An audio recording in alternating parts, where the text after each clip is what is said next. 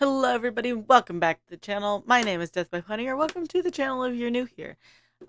Today we're hopping back into our life DLC. Last we left off, we were at the pool with Derek and his brothers and our sister. So without further ado, let's hop into this. Alright, and back in we go. But as I was saying, nothing about the event was unexpected. Though it's possible my standards are too high, I need to accept that nothing will ever top the first time. How can you beat a couple of 13-year-olds skipping town to have a Father's Day party with one of their sisters and no dads in sight? Liz lifted her hand off her lap and spread them out in a wild shrug. Oh well. Father's Day parties are predictable. You should look in a mirror. I knew you'd be joking about that forever, and you still are. Maybe you were predictable too, because she squinted at you coolly with a retort already on her lips. It's my responsibility as the oldest to carry on the family history, especially the embarrassing pieces. Oh, I know you have to. The more something means to you, the more sarcastic you have to be about it. That one got her to pout. Sheesh. Liz's normally resolute attention span began to waver. It was because George's had first. She had been distracted by him, and his disturbance was his brother. Derek and Nicholas remained on their own. The men on the water's edge were in their own little world. The elder had an arm around the younger shoulder, whose head was resting against the taller Swor's shoulder. George couldn't know what they were saying from that distance, or if they were even speaking, or what expressions were on their faces from that perspective, but his gaze remained set. George? The unexpected firmness in Liz's voice entirely snapped him out of his growing revere. Yes? Is there something we must discuss? There is? So? Duh, you've danced around the details, but now that we're face to face, you must tell me. What is this person you're seeing actually like? Huh? What? You're dating some stranger? Maybe we don't have to label, but well, I can't believe it. How did you know, Liz? I had a feeling.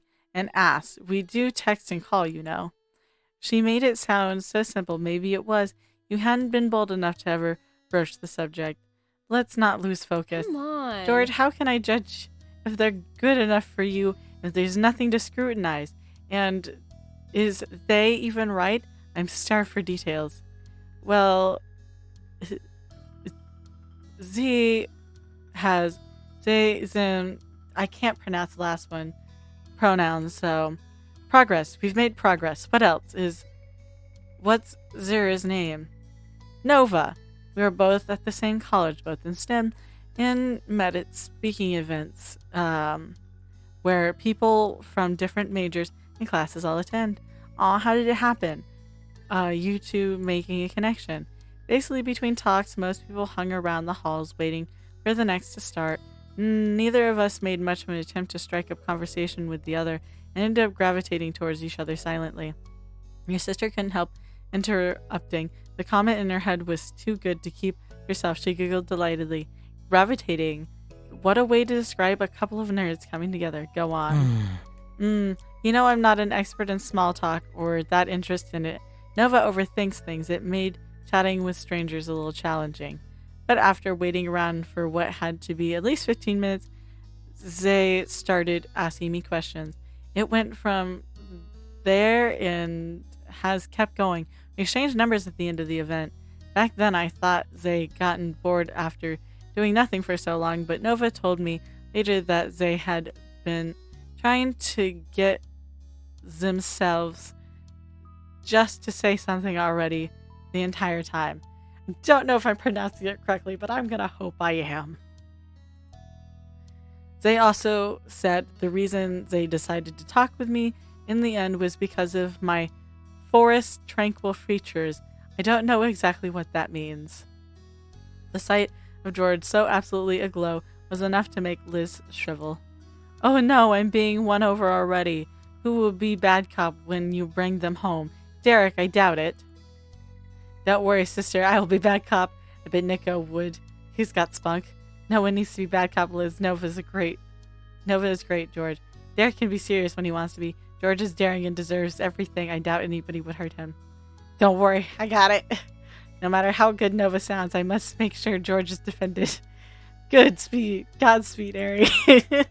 I thank you. You, Liz, and George continued to familiarly chat amongst each other.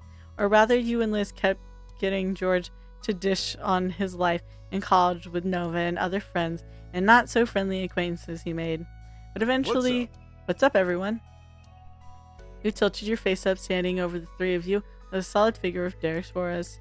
Behind him was Nicholas, filling with strands of his wild mane, and the youngest and oldest Suarez had ended their quality time alone. Whatever went on between them, they didn't mention it. George or Liz didn't ask. Your sister was keen to pry into George's romantic life, but not the worries between two brothers. Welcome, boys. Take a seat anywhere you like. I don't mind. The last hints of pensiveness lingering around Nico softened as the brash greeting. I'm the only person in this pool area who actually lives here. Where did you get all that authority? Liz is the boss wherever she is, whether it's true or not. Liz stuck a dignified pose with one shoulder jutting forward as her hands on her hips, but the fact that she was lying down while doing it made it fairly silly. It's easy to be in charge when you're always the oldest, no matter how tall or muscular any of you kiddos get. I've got 2 to 9 years on you. Don't forget it. I know. We won't, I guarantee. You bring it up often enough to ensure that. Good. So are you going to accept my graciousness? I'm thinking I'm going to pass for all these chairs' promise of lounging. I don't feel comfortable in them. They're always either too slick or stick to your skin in no way slippery with zero in between. I'll miss on the seats too. Of course you will.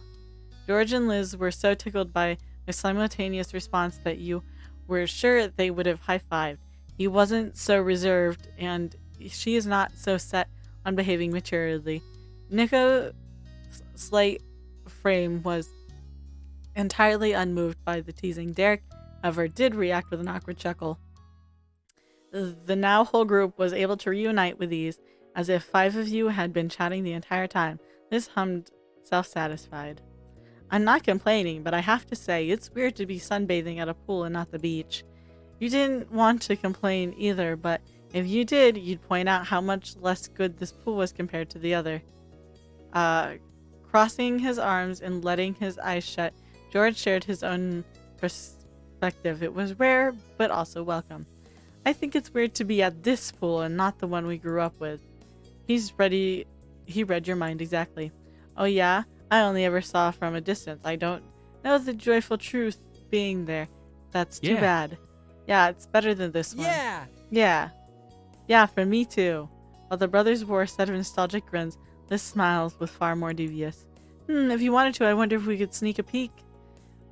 All of the gentle sentimentality from George's face dropped to the floor and metaphorically shattered. The idea of doing that never in this lifetime would have crossed George's mind, as if he'd been left on his own. Liz was here and continued to make her case. There has to be a way to slip in. We don't have to be long. No one will know we don't actually live there. Elizabeth never changes. Her rule-breaking intentions were brushed off entirely with light-hearted laugh by Derek. It was nothing more than talk. At least it had been until a calm, even voice made it real. We could do it. The lock broke years ago. No way they've fixed it. Derek snatched the mantle of brazen-induced shock off George's due to the middle son's own stunning suggestion. Nicholas whistled in amusement. He wasn't nearly as scandalized. She really brings out George's bad boy side. Damn straight. Maybe I shouldn't have brought her here after all. I don't know, Derek. Impulsiveness seems to run in the family. George, I appreciate your sweetheart side and bad boy side. Rude. You can't take back wanting Liz now, you teased. You had no words. I do have to remind you that time you jumped into that old pool while fully dressed. The whole group laughed. Liz Liz hadn't been there, but a fact like that couldn't be kept under wraps. His brother's parent, friends, and random acquaintances were all aware of the night Derek took a night swim in a sports jersey and jeans. Exactly. I'm definitely not the only Suarez with a mischievous streak, bro. Come on. Hey, Nico's worse than both of us combined. Guilty as charged. Liz, George, and Nico, the troublemaker trio, which they now were, shared a sneaky glance between one another. What? Whoa, you can't be serious. We're already at a pool and not even swimming in it. We don't need another, more illegal one. You guys lived there so long enough to deserve permanent pool rights, I'd say. Come on, it's barely a crime. Don't be boring. Boys, listen to your big brother. Let's listen to your little sibling. I can't do that. I really can't. Not along when Derek reasonably points skills. Shake your head. What a buzzkill. I have to tease. Your agreement with indecency was followed by 3 whoops. The trio was actually a quartet. Derek scratched the top of his head with an expression equal parts amused and bemusement. That doesn't work as well as Borgie. You heard them, Derek. It's 4 against 1. Majority rules. Woo! Yeah, breaking time. Nicholas was pushing his luck with that last line, but Derek sighed in acceptance. He ran a hand down his face to steady himself. Okay, let's do it. But don't call it a break-in. We're visiting our old home without checking in if we have permission. It's different, sort of. Another round of cheers rang in the lesser pool gated area. Derek bounced nervously on his feet and snickered. Oh, man. You're all so bad. But he meant it as a compliment. Your criminal organization began Operation Walk into an unlocked pool in a way that's not even entirely equivalent to breaking in. 5 of you tiptoed out of the condo complex, worried Mr. and Mrs. Suarez would decide the worst possible time to check on you, but made it to the car. George insisted on the middle seat for the drive over. He didn't have it in him to make Liz take it, and Nicholas admittedly refused to. On the arrival, Derek found a place to park in the back away from prying eyes. The set of brothers led the way to the pool area. They strode forward, confident it was a trip the 3 had made hundreds of times. You'd never doubt they belonged. George pushed on the door. It swayed open without resistance. A light breeze could have gotten through that security. He glanced at the rest of you and curled his fingers into thumbs up. Mission accomplished. The pool was exactly as it appeared in distant memories you had held onto for many years. This is awesome! George and Nico scampered around carefree. They checked out each nook and cranny and had a story to tell about each one. 2 brothers shouted reminiscent back and forth across the space. From time to time, Nicholas caught a bee without being stung. The day George got hit with a massive nosebleed in the deep end, Derek, too, lit up in the presence of old, inanimate friend. The hit of nostalgia had done wonders for getting him over his in-nature rule-follower tendencies. You were grateful for Liz's stroke of brilliance. It was a perfect addition to your sibling gathering. The young ones were happy. Derek needed more opportunities to live a little. The women in question observed her handiwork from the greatest distance. The sweet curve of her mouth expressed a happiness her dry commentary didn't. It's not the beach, but it's nice. Once the initial excitement settled down, the casual hangout session continued as it had been left off. Like Derek had guessed, a change of venues from one pool to another didn't have much of an impact on what you did, but it did make for a new memory to add to the collection. George stood near the brothers as he recounted a recent paper he'd penned on the Doppler effect. Nico and Derek gleefully expressed awe at the achievement. Nice work. You've always been the smartest out of our operation.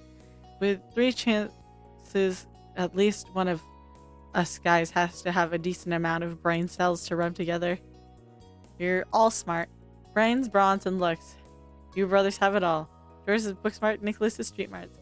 I'm so impressed, George. You aimed a thumbs up towards George. It was nice seeing the brothers together. They got it all. A full set of rosy faces grinned at you. Thanks, Ari.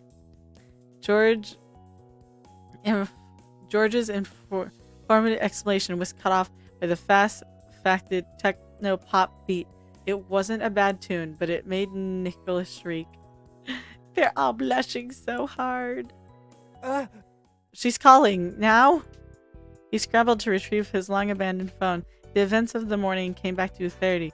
She was the reason he'd been so distracted. He watched the teen cautiously. Nicholas had Kimberly frozen after managing to get the device out of his pocket. Nicholas, what do I do? Answer it.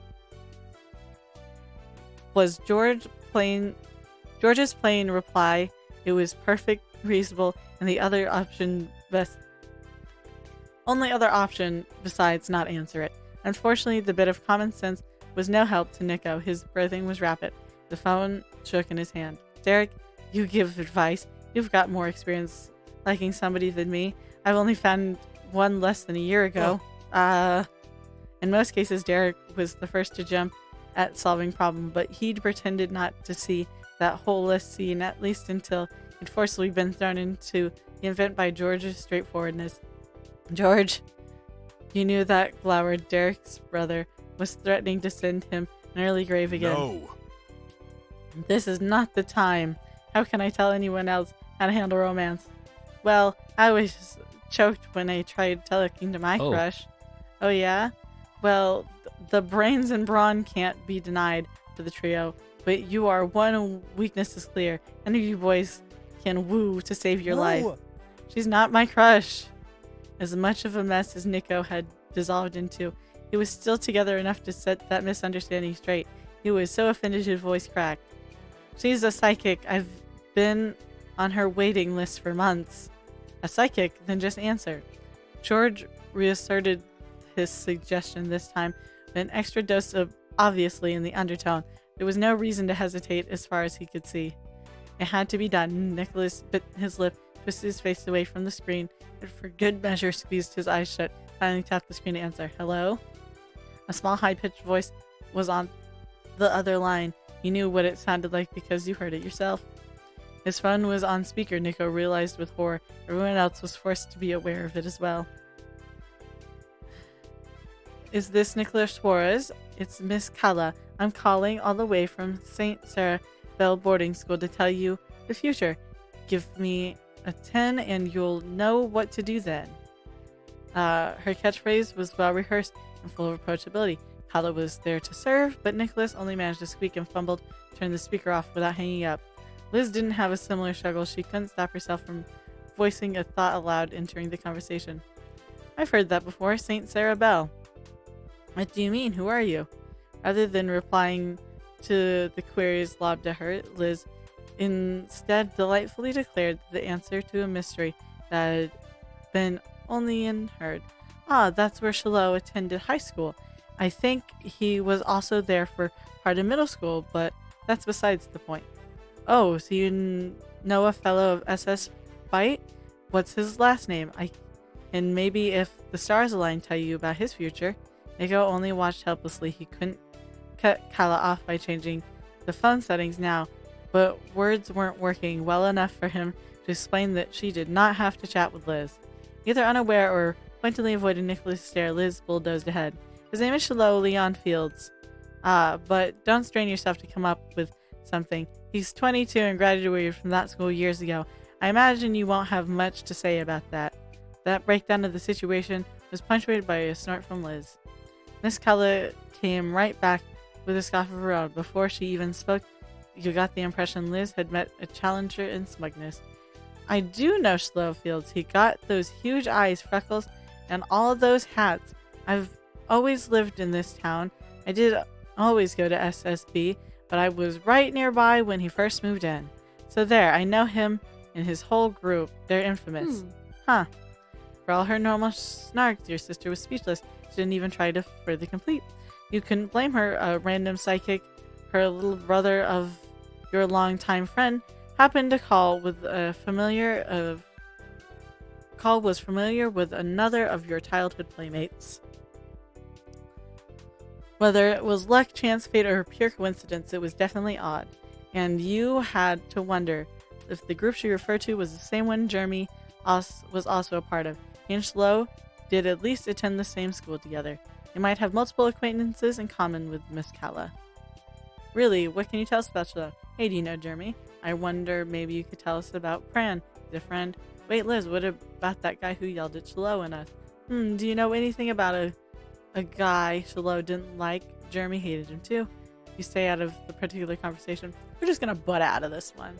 After an awkward pause, Nicholas blinked out in his stomach he'd been stuck in and stuck up fast, full breath. Sorry about that, Kala. It's me, Nicholas Suarez. I'm here.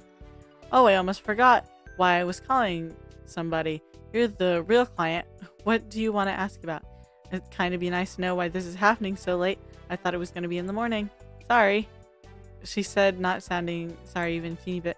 My big brother Chad visited, and he's more important than you. Oh. There wasn't much Nico could say against that retort, though he still couldn't stop himself from looking sour. He learned how it felt to be on the receiving side of such an attitude and didn't appreciate the taste of humble pie. Both Derek and George guiltily chuckled on the sidelines as a display of karma. Hey. The voice coming through Nicholas's phone remained unapologetic. The sparkle of genuine interest returned to the self-described future seer. That was what you wanted to talk about. You've got a big brother too? Miss Kala didn't practice the concept of client privacy. That was the second harshest lesson Nicholas got in a matter of minutes. He slapped his hand against one eye, hurried to end the call before any further education on life's displeasures could be taught. It's cool. Forget it. I hope you have a very good day. Tell Chad I said hi. He doesn't know who you are. See you. Goodbye forever. From his face to the phone, Nicholas smacked his finger against the screen to end the psychic connection. With a deep sigh, Nicholas's whole torso slumped over. He went low enough that his hand almost scraped the floor, and the encounter deflated him. Wow! That was a lot. Today's episode. And if you did, remember to hit like. That way I know you're enjoying the content I'm making. Remember to subscribe. That way YouTube brings you back here to see what happens next. And I won't take up any more of your time. Hope you have a good day, and I'll see y'all next time. Bye-bye.